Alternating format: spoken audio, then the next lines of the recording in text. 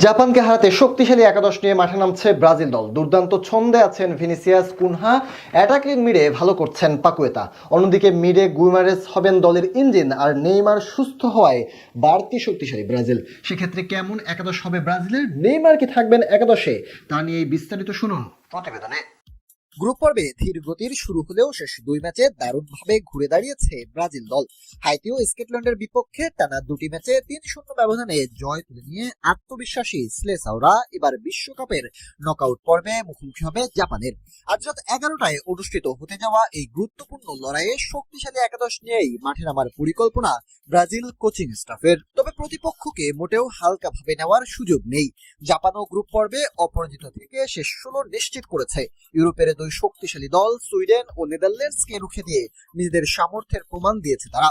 তাই ব্রাজিলের লক্ষ্য থাকবে অভিজ্ঞতা ও ফর্মে থাকা ফুটবলারদের নিয়ে নকআউটে অভিযান শুরু করা। গোলবারের নিচে থাকবেন অভিজ্ঞ এলিসন বেকার।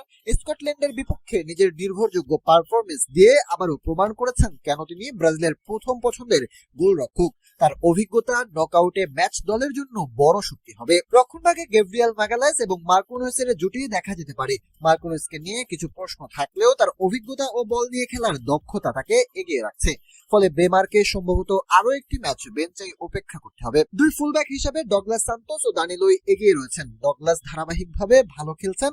অন্যদিকে দানিলো আক্রমণ ও রক্ষণ দুই বিভাগেই কার্যকর ভূমিকা রেখে নিজের জায়গা শক্ত করেছেন। মাঝমাঠে ডিফেন্সিভ মিডফিল্ডার হিসেবে থাকবেন ক্যাসিমিরো। তার সঙ্গে সেন্ট্রাল মিডফিল্ডার দেখা যেতে পারে ব্রুনো গিমারেসকে। ৩ ম্যাচে ৩টি অ্যাসিস্ট করে ইতিমধ্যেই দলের আক্রমণ ভাগকে প্রাণবন্ত করে তুলেছেন তিনি। সবচেয়ে বড় প্রশ্ন অ্যাটাকিং মিডফিল্ডে। নেইমার জুনিয়র ফিরলেও তিনি এখনো পুরোপুরি ম্যাচ ফিট নয়, তাই লুকাস পাকেতাকেই শুরুর একাদশে খেলার সম্ভাবনা বেশি। আর বেঞ্চ থেকে নামবেন নেইমার জুনিয়র। আক্রমণ ভাগে বাম প্রান্তে ভিনিসিয়াস জুনিয়র, ডান দিকে রায়ান এবং ফলস নাইন হিসাবে মাত্র কুনহার উপরই ভরসা রাখার সম্ভাবনা রয়েছে।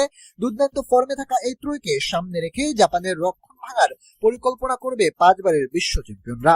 সবকিছু ঠিক থাকলে এই একাদশ নিয়েই আজ নকআউটে কঠিন পরীক্ষায় মাঠে নামবে ব্রাজিল দল।